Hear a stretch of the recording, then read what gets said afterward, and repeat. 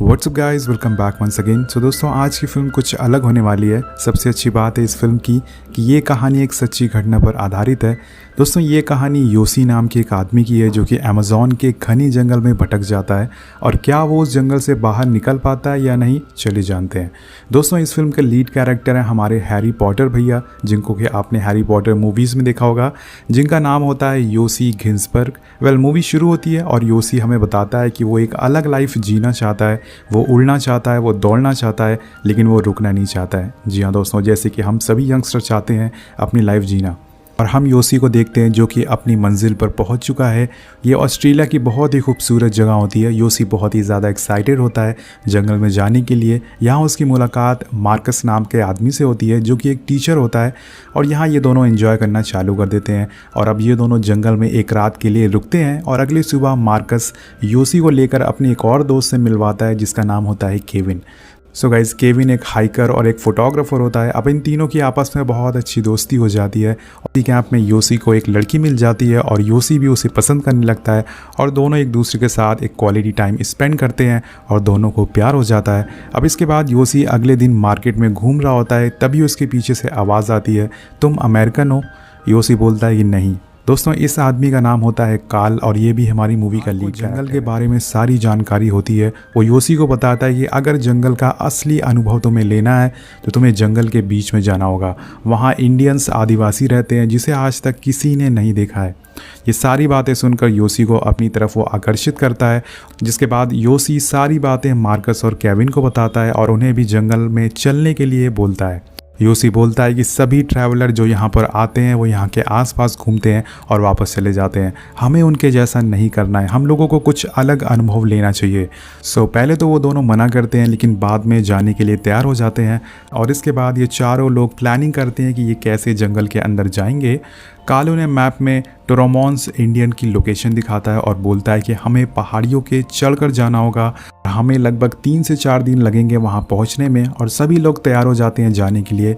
Guys, ये लोग एक प्लेन हायर करते हैं और जंगल के बीच में जाके उतरते हैं। अब इनमें से योसी सबसे ज़्यादा एक्साइटेड होता है, उसे कुछ ना कुछ नया देखने को ज़रूर मिलेगा, उसका ऐसा मानना था इस जंगल में। अब रात होने पर ये सभी लोग कैंप लगाकर जंगल में आराम करने लगते हैं। और दोस्तों, यहाँ हम देखते हैं कि मार्कस सबसे ज़्यादा डरपोक होता है। उसे रात में एक कीड़ा काट लेता है और वो सोचता है कि कोई जानवर ने उस पर हमला कर दिया है, जिससे कि वो बहुत ज़्यादा डर जाता है। इस पर उसके सभी दोस्त उसका मजाक उड़ाते हैं। अगले दिन ये सफ़र पर निकल पड़ते हैं और बहुत तेज़ बारिश होना चालू हो जाती है, लेकिन ये हार नहीं मानने वाले थे। ये आगे बढ़ते रहते हैं, जिसके बाद आगे बढ़ने पर इन्हें एक दूसरा कबीला मिल जाता है। ये देखकर सभी लोग बहुत खुश हो जाते हैं। यहाँ पर दोस्तों, जितने भी लोग होते हैं इस कबीले में, वो सभी काल को जानते थे, और सभी लोग एक अच्छा टाइम बिताते हैं इन गांव वालों के साथ। और यहाँ पर योसी को एक गोल्ड का टुकड़ा भी मिल जाता है, जिसके बारे में उसे काल ने बताया था। एक्चुअली में दोस्तों, यहाँ आने से पहले काल ने बताया था कि हमें जंगल में सोना भी मिल सकता है। पहले तो इनको इस बात पर यकीन नहीं था, लेकिन अभी ये सारी बातें सच होना चालू हो गई है। अब ये चारों गांव वालों को अलविदा बोलकर यहाँ से अपनी मंजिल पर निकल पड़ते हैं, वो इंडियन आदिवासी लोगों को ढूंढने के लिए जिन्हें आज तक किसी ने नहीं देखा है। अब चलते चलते इन्हें फिर रात हो जाती है, और काल एक बंदर को मारकर सभी को फ्रेश भोजन करवाता है, और अगले दिन सुबह ये फिर चलना चालू कर देते हैं। लेकिन दोस्तों, अब मार्कस की हिम्मत टूटने लगती है। चलते चलते उसके पैरों में छाले पड़ जाते हैं, और उसके पैरों की बहुत ही बुरी हालत हो जाती है, क्योंकि मार्कस सबसे कमज़ोर होता है इनमें से, और उसकी वजह से इनको फिर से एक दिन के लिए वहीं जंगल में रुकना पड़ता है। यहाँ पर योसी और केविन आपस में बात कर रहे होते हैं कि मार्कस लड़कियों की तरह बिहेव कर रहा है, हमें उसे इस ट्रिप पर नहीं लाना चाहिए था। अगर वो ऐसे ही करता रहा, अगर वो ऐसे ही धीरे धीरे चलता रहा, तो कुछ दिनों में बरसात चालू हो जाएगी और हम यहीं फंस जाएंगे। अगली सुबह होने पर मार्कस की हालत और ज़्यादा ख़राब हो जाती है, और वो सही से और ज़्यादा चल नहीं सकता है। अब यहाँ पर जो काल होता है वो बोलता है कि कबीला पहुँचने में अभी भी 3 से 4 दिन लग सकते हैं, और मार्कस चल नहीं सकता है। जिस पर योसी बोलता है कि कोई बात नहीं, हम उसे उठा कर ले जाएंगे। इस बार पर काल हंसने लगता है और बोलता है कि ऐसा पॉसिबल नहीं है। काल यहाँ पर सभी को वापस जाने के लिए बोलता है, लेकिन योसी इतनी दूर से यहाँ तक आया है और अब वो हार नहीं मानने वाला है। जिसके बाद केविन एक बीच का रास्ता निकालता है। वो बोलता है कि हम पानी के रास्ते जाएंगे जिससे मार्कस को चलना ना पड़े। काल उन्हें बताता है कि इतना आसान नहीं है नदी के रास्ते जाना, उसमें हमारी जान भी जा सकती है। लेकिन ये तीनों किसी तरह से उसे मना लेते हैं और एक राफ्ट बनाना चालू कर देते हैं और बहुत मेहनत के बाद एक राफ्ट बनकर तैयार हो जाती है। काल बोलता है कि सब लोग मुझे फॉलो करेंगे, जैसे मैं बोलूँगा राफ्ट उधर घुमाना है। अब ये निकल जाते हैं, लेकिन पानी का रास्ते से जाना इतना आसान नहीं होता है दोस्तों। अगले पल ही एक बहुत ही बड़ी चट्टान इनके सामने आ जाती है और पानी का जो बहाव है वो भी बहुत तेज़ है इस नदी में। काल बोलता है कि लेफ़्ट घुमाओ और फिर बोलता है कि राइट घुमाओ। अब नदी का बहाव इतना ज़्यादा तेज़ होता है कि ये लोग उसमें बहना चालू हो जाते हैं, जिससे कि इनकी बोट बहाव में बहना चालू हो जाती है। अब केविन बोलता है कि हमें नदी के बहाव में चलना चाहिए, लेकिन काल उसकी बातें नहीं मानता है और दोनों में यहाँ बहस होना चालू हो जाती है। लेकिन योसी इन्हें रोक लेता है और राफ्ट को किनारे लगाता है। यहाँ पर दोस्तों काल इन पर बहुत गुस्सा होता है कि तुमने मेरी बात क्यों नहीं मानी है। काल इन सभी को बोलता है कि हम आज रात के लिए यहीं रुकेंगे और फिर कल अपना सफ़र आगे तय करेंगे। अब योसी केविन के पास आता है और आपस में बात करता है कि लगता है काल को तैरना नहीं आता है, इसलिए वो पानी से डरता है। वेल दोस्तों, ऐसा सच भी होता है। काल को एक्चुअल में तैरना नहीं आता था, इस वजह से वो नदी के रास्ते नहीं जाना चाहता था। और अब इसी तरह से जंगल में रात काटने के बाद अगला दिन भी आ जाता है, लेकिन काल यहाँ पर अपना इरादा बदल लेता है। वो पैदल चलकर जाने के लिए बोलता है और इस बात को सुनकर इनकी परेशानी और ज़्यादा बढ़ जाती है, क्योंकि काल इनकी बातें मानने से इनकार कर देता है। यहाँ पर जो मार्कस होता है वो भी फैसला लेता है कि वो काल के साथ पैदल ही चलकर जाएगा। सो गाइस दोस्तों, यहाँ पर ये लोग डिसाइड करते हैं कि 2 लोग पैदल चलकर जाएंगे और 2 लोग राफ्ट से चलकर जाएंगे। जिसके बाद काल और मार्कस इन्हें अलविदा बोलकर यहाँ से निकल जाते हैं अपनी मंजिल की तरफ। और वो भी सही से नहीं चल पा रहा था, लेकिन फिर भी उसके अंदर जुनून होता है, उसके अंदर हिम्मत होती है। वो बोलता है कि मैं अपनी मंजिल पर पहुँच जाऊँगा जैसे भी। इधर केविन और योसी भी राफ्ट लेकर निकल पड़ते हैं। वो दोनों बहुत ही ज़्यादा खुश होते हैं क्योंकि अब सारा कंट्रोल राफ्ट का उनके पास था। ये दोनों आगे बढ़ना चालू कर देते हैं, लेकिन ये सफ़र इतना आसान नहीं होने वाला था। इसके बाद योसी आराम से बोट पर लेटा होता है, तभी इनकी राफ्ट लहरों में फंस जाती है और अब एक बहुत ही बड़ी लहर इनकी तरफ आती है और इनकी राफ्ट को पलट देती है, जिससे कि एक पत्थर पर जाकर ये लोग रुक जाते हैं और यहाँ ये दोनों फंस चुके थे। लेकिन केविन बोलता है कि मुझे किनारे पर जाना होगा अगर हमें अपनी जान बचानी है। मैं किनारे पर पहुँच जाऊँगा तो तुम रस्सी फेंकना, जिससे कि मैं तुम्हारी रस्सी पकड़कर तुम्हें भी बचा सकूँगा। लेकिन योसी बोलता है कि ये बहुत ही ज़्यादा खतरनाक है, तुम पानी में बह सकते हो। एक्चुअल में दोस्तों योसी बहुत ही ज़्यादा डर जाता है और केविन उसे सहारा देता है और बोलता है कि घबराओ मत, मैं किनारे पर पहुंचकर तुम्हें खींच लूँगा, तुम्हारी जान बचा लूँगा। केविन जैसे तैसे कर किनारे पर पहुंच जाता है और योसी को रस्सी फेंकने के लिए बोलता है। लेकिन तभी एक लहर, बहुत ही तेज़ लहर आती है और योसी को टक्कर मारती है और वो नदी में बह जाता है। केविन अपने सामने योसी को बहता हुआ देखता है, लेकिन वो कुछ नहीं कर सकता था। योसी लहरों से बचकर जब बाहर निकलता है तो केविन को आवाज़ लगाता है, उसे बहुत ढूंढने की कोशिश करता है। योसी बहकर बहुत ही आगे आ चुका था, केविन पीछे कहीं छूट चुका था। अब योसी इस घने जंगल में अकेले भटक चुका था और इसी पल यहाँ तेज़ बारिश भी होना चालू हो जाती है। योसी के पास ना तो खाने के लिए खाना है और ना ही रहने के लिए कैंप, लेकिन ऊपर वाला उसका साथ देता है और योसी को नदी में अपना बैग दिखता है। वो भाग कर जाता है, उस बैग को लेता है और उस बैग में एक छोटी सी बाइबल होती है और कुछ गोलियाँ होती हैं। एक्चुअली दोस्तों ये गोलियाँ इन लोगों ने यहाँ आने से पहले ली थी, ताकि इन्हें खाकर इन्हें थोड़ी एनर्जी मिल सके और ये ज़्यादा टाइम तक चल सके। और इसे खाने के बाद योसी को फिर से एनर्जी आ जाती है और वो केविन को दोबारा ढूंढना चालू कर देता है। वो दोबारा आवाज़ लगाता है, लेकिन केविन उसको कहीं भी नहीं दिखता है और योसी निराश होकर वहीं नदी के पास बैठ जाता है। लेकिन वो भी हार नहीं मानने वाला था।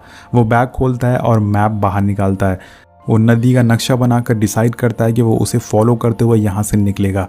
अब आगे चलने पर उसे बहुत ही तेज़ भूख लगी होती है, लेकिन उसके पास खाने के लिए कुछ भी नहीं होता है और रात में सोते टाइम उसे एक आवाज़ आती है। वो सोचता है कि ये केविन की आवाज़ है, लेकिन जब वो सामने देखता है तो उसे वहाँ पर मार्कस दिखता है। लेकिन जब वो टॉर्च जलाकर देखता है तो वहाँ पर कोई नहीं होता है। ये सिर्फ उसका एक भ्रम था, एक हेलुसिनेशन था। अब अगली सुबह उठने पर उसे अपनी स्किन में कुछ फील होता है। वो एक चाकू से उसे काटता है और दोस्तों रात में सोते टाइम उसकी बॉडी में एक रेंगने वाला कीड़ा चला गया था, जिससे कि योसी स्किन काट कर बाहर निकालता है और इसे काटते टाइम उसे बहुत ही ज़्यादा दर्द होता है, लेकिन उसके पास कोई रास्ता नहीं है। अब वो आगे बढ़ना चालू कर देता है और योसी को कुछ चिड़ियों के अंडे मिलते हैं और जब वो अंडों को फोड़ता है तो उसमें उसके छोटे बच्चे होते हैं। लेकिन यहाँ पर योसी को इतनी ज़्यादा भूख लगी होती है कि वो उसे ज़िंदा ही खा जाता है। और जिसके बाद वो फिर से आगे बढ़ना चालू कर देता है और यहाँ पर उसकी किस्मत उसका साथ देती है। उसे कुछ लोगों का सामान मिलता है जो कि यहाँ पर छोड़कर चले गए थे। तो योसी डिसाइड करता है यहाँ पर थोड़ी देर आराम करने के लिए। वो अपने पैर के मोजे निकालता है और उसके पैर बहुत ही बुरी तरह से ज़ख्मी हो गए थे। इसे देखकर वो रोने लगता है और उसे एहसास होता है कि मार्कस को कैसा लग रहा होगा जब उसके पैर भी ज़ख्मी हो गए होंगे। तो जिसके बाद वो मार्कस को सॉरी बोलता है कि उसने उसे अकेला छोड़ दिया और अपने आप को कोसने लगता है कि वो कितना डरपोक है कि उसने मार्कस को अकेले छोड़ दिया। अब नेक्स्ट मॉर्निंग वो फिर से चलना चालू कर देता है और यहाँ उसे पैरों के निशान मिलते हैं। तो वो सोचता है कि केविन कहीं आसपास ही है, लेकिन तभी उसे वहाँ पर एक अंडे मिलते हैं जो कि उसने खाए थे। मतलब योसी घूम फिर कर उसी जगह पर दोबारा आ चुका है और ये जानकर वो और ज़्यादा निराश हो जाता है। वो बहुत ही गुस्से में आ जाता है। और दूसरी साइड हमें दिखाया जाता है कि कुछ गाँव वालों को केविन नदी के किनारे मिल जाता है जो कि अभी भी जिंदा होता है। तो गाँव वाले उसे कैंप में ले आते हैं और ठीक होने पर केविन वहाँ के ऑफिसर से बताता है कि उसका दोस्त अभी भी जंगल में फंसा हुआ है और उसे बचाना ज़रूरी है। ऑफिसर उसकी बात मान लेता है और प्लेन से उसे ढूंढना चालू कर देता है। इधर नीचे योसी प्लेन की आवाज़ सुन लेता है और वो एक लाल कपड़ा दिखाता है, लेकिन प्लेन बहुत ही ज़्यादा ऊपर होता है जिससे कि ये लोग उसे देख नहीं पाते हैं और केविन वहाँ से वापस चला जाता है। लेकिन और यहाँ पर केविन के हाथ कुछ नहीं लगता है, लेकिन केविन भी हार नहीं मानने वाला था और एक बोट के ड्राइवर को वहाँ पर चलने के लिए मनाता है। बोट का ड्राइवर उसे समझाने की कोशिश करता है कि अब 3 हफ्ते से ज़्यादा समय हो चुका है, तुम्हारा दोस्त मर चुका होगा, अब कोई फ़ायदा नहीं है उसे ढूंढने का। लेकिन केविन को कहीं ना कहीं अभी भी जिंदा होगा और वह बोट लेकर वहाँ से निकल पड़ता है उसे ढूंढने के लिए। और इधर हम योसी की हालत देखते हैं जो कि बहुत ही ज़्यादा ख़राब हो चुकी है। वो ज़मीन पर पड़ा होता है, तभी उसे किसी की आवाज़ सुनाई देती है और वहाँ पर देखने पर उसे एक आदिवासी लड़की मिलती है। वो लड़की योसी को देखकर भागने लगती है, डर जाती है, लेकिन वो उसे समझाता है कि वो रास्ता भटक चुका है, उसे उसकी मदद चाहिए। बेसिकली दोस्तों ये लड़की भी रास्ता भटक चुकी होती है और ये भी इस जंगल में कहीं घूम रही होती है। ना इसके पास खाने के लिए खाना होता है और ना ही रहने के लिए घर। योसी को नहीं पता होता है कि उसे इंग्लिश आती है या नहीं, लेकिन फिर भी वो उससे बात करता रहता है क्योंकि इतने दिनों बाद उसे जिससे कि उसको थोड़ा हौसला मिलता है और योसी उसे लेकर आगे बढ़ना चालू कर देता है। वो उससे बातें करता रहता है जिससे कि उस लड़की को भी हौसला मिल सके और वो ज़िंदा रह सके। अब रात होने पर योसी उस लड़की को बड़े प्यार से अपने हाथ पर सुलाता है, लेकिन सुबह हम देखते हैं कि वो लड़की वहाँ से गायब है। दोस्तों योसी के साथ कभी वो लड़की थी नहीं, ये सब उसका एक वहम था, एक हेलुसिनेशन था। वो सिर्फ उस लड़की को अपने पास इमेजिन कर रहा था, वो रियलिटी में उस लड़की से कभी मिला ही नहीं था। अब धीरे धीरे भूख और प्यास के कारण वो अपना मानसिक संतुलन खोने लगता है और वो हंसते हुए आगे बढ़ने लगता है, लेकिन तभी उसका पैर एक दलदल में फंस जाता है और वो ज़मीन के अंदर धंसना चालू हो जाता है। लेकिन फिर वो अपने आप को कंट्रोल करता है और उसके बाद उसे एक बात याद आती है कि गॉड हमेशा मेरे साथ है। इसे याद करके उसे थोड़ी हिम्मत मिलती है और वो उस दलदल से बाहर निकलता है। लेकिन यहाँ उसकी परेशानियाँ कम नहीं होती है, उसके पूरे शरीर में चींटियाँ लिपट जाती हैं। से उसे ऐसा लग रहा था कि उसके शरीर पर कोई कील ठोक रहा है।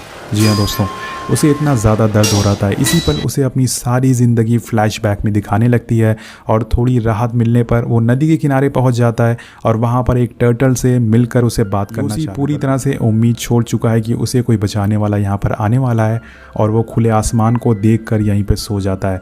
और अगली सुबह हम देखते हैं कि केविन बोट लेकर उसे ढूंढने पहुंच जाता है उसके पास। वो वहीं जाता है जहाँ पर वो योसी को छोड़कर आया था, लेकिन योसी उसे कहीं भी नहीं दिखता है। केविन यहाँ से जाने लगता है, लेकिन तभी योसी की आँख खुलती है और वो केविन को देख लेता है। लेकिन यहाँ पर दोस्तों योसी इतना ज़्यादा कमज़ोर हो चुका था कि उसकी आवाज़ नहीं निकलती है मदद के लिए, लेकिन ऊपर वाला गॉड योसी के साथ होता है।